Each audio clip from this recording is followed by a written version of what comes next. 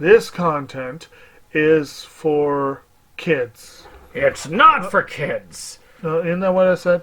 No, it's not for kids. If Oh. you are 13 years or younger, this is not for you. Do I have to kill somebody in order to actually make that point across? No, man, you don't have to kill Wait no a one. second. Oh, no. We return to our planet. The High Court may well sentence you to torture. He likes movies, we like movies. SeptumSin versus the world. SeptumSin versus the world. SeptumSin versus the world. SeptumSin versus the world. I'd buy that for $1.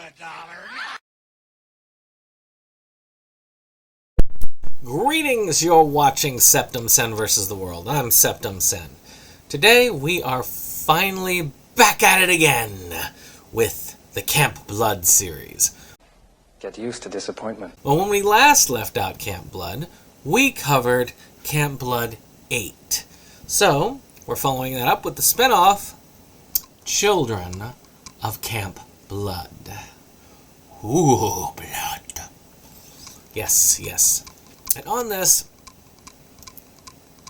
one I got out of the Sterling box set for Camp Blood. It is a Polonia piece, and it doesn't have much as far as features go. It has a slideshow and trailers. Woohoo! Yeah! Slideshow and trailers. Oh, yeah. Great. Well, I guess I should be happy with something. Any case,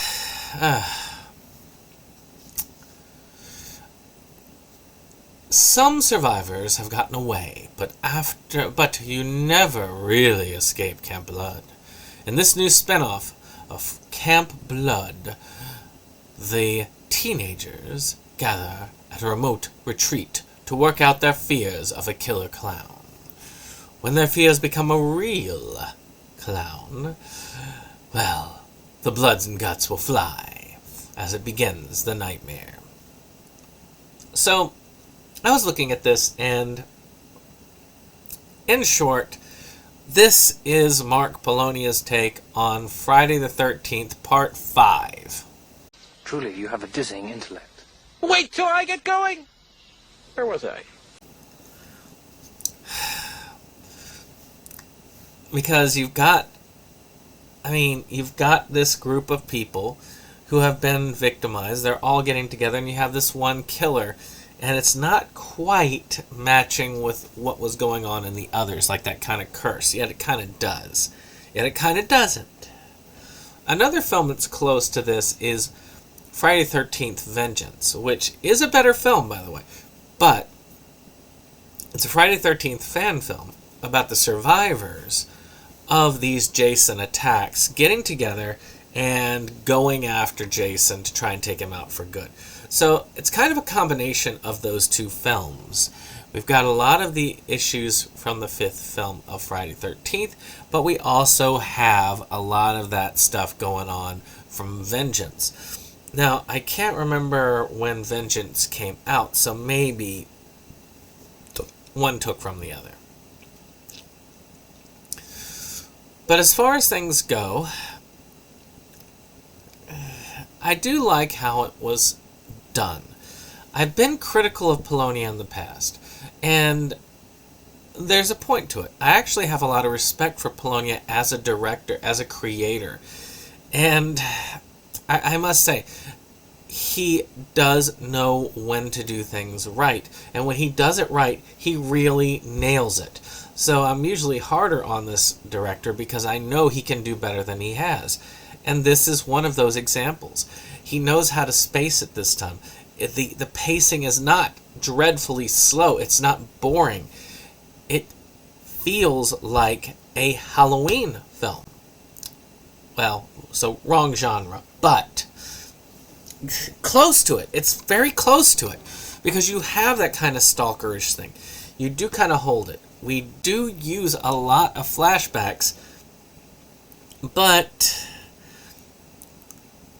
they don't quite get old like they do in part 5. Or it's just half the movie, shoot, 2/3 of the movie is a freaking flashback. But this one actually does do that well. It teases, it does a little bit here, it trickles a little bit there until you get to the final third of the movie. Then all the crap hits the fan, the killing is going on, and it's just hack and slash everywhere. And then we get to the reveal, and I like it. It was predictable, yes, but predictable in a good way. In a good way. I think that this one is well worth the time it takes to put together and watch.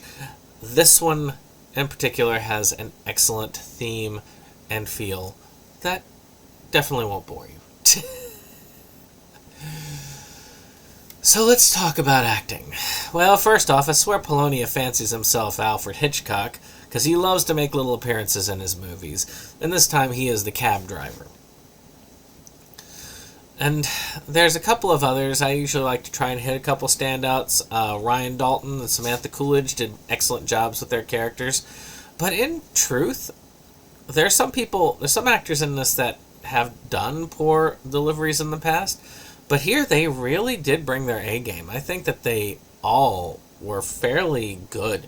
I'm not going to say top notch, not like Oscar level, but they really kind of hit it. They hit it on the head. They hit the project as it needed to be hit. And I felt pretty good about it over just at the end of the day.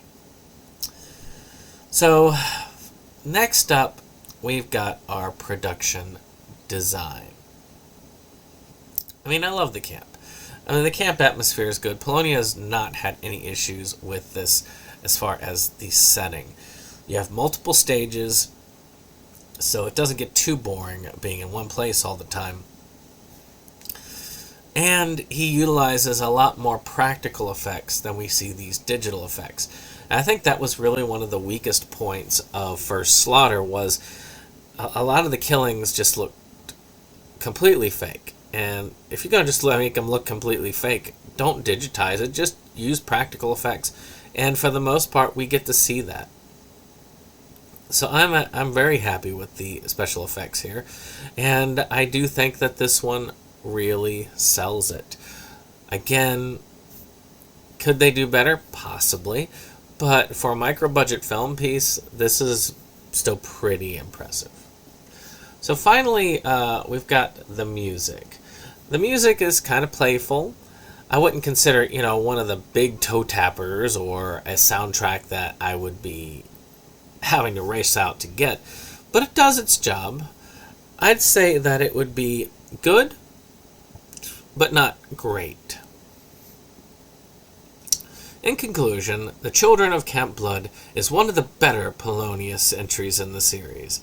It has both Friday the 13th Part 5 and Vengeance vibes, and that's a good thing. There are some areas that could use some work, but it's still a very solid entry in the series and worthy of the Camp Blood name, even possibly more worthy of being a main entry than a spin-off. And I'm still kind of PO'd that Sterling decided to make Ghost of Camp Blood, a spin-off instead of Camp Blood 8. Because it was Camp Blood 8, darn it. So, as we end our discussion of, Children of Camp Blood, who is this for? Who do I think would really enjoy this film? Well, for starters, I think Camp Blood fans will enjoy this film, especially if you are a fan that came in during the Sterling era. Well, they're all Sterling era, but you came in after the Brad Sykes era of Camp Blood. I think you'll be pleasantly surprised with this, and I do think even if you were one that came in with that Brad Sykes era, I think you could get some enjoyment out of this. Of course, Poloniacs are going to love this because, that's what you are. you love Polonia films, so you're going to really like this film. It's got a lot of that Polonia feel to it.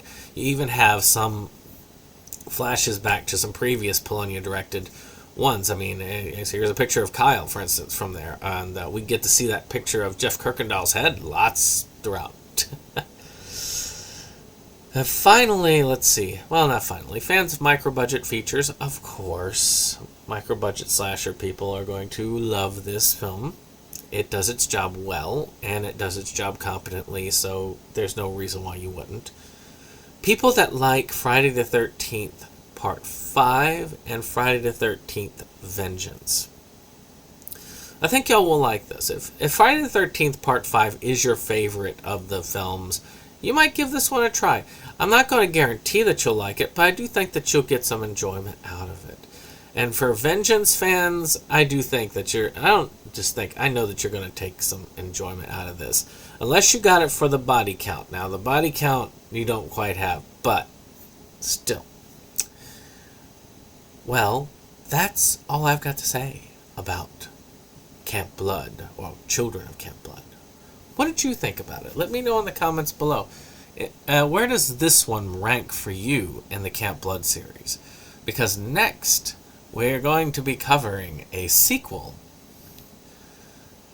to a movie in the series that I'm not sure deserves the attachment. But maybe you'll think so. Next time. Bye-bye. This is the end of the show. We hope you liked it though. We had our spend, had time afraid. It's almost time to go. This is the end of the show. But we felt you'd like to know. A bunch of friends right to the end. A link just down below. This is the end of the show. So help us let you know. 'Cause here's Jake to say the things we thought just couldn't go. And now we would like to take a moment to thank our friends at the Rebel Gaming Club for our rollicking opening number that has been gracing our videos for some time now. And we want to thank all our friends who come out for various projects and what have you. We have numerous links below, and we very much encourage you to check them out and give the other people a visit as well. Hello, my friends! Hey! Yeah! Eddie, you're in too! Pour yourself a drink!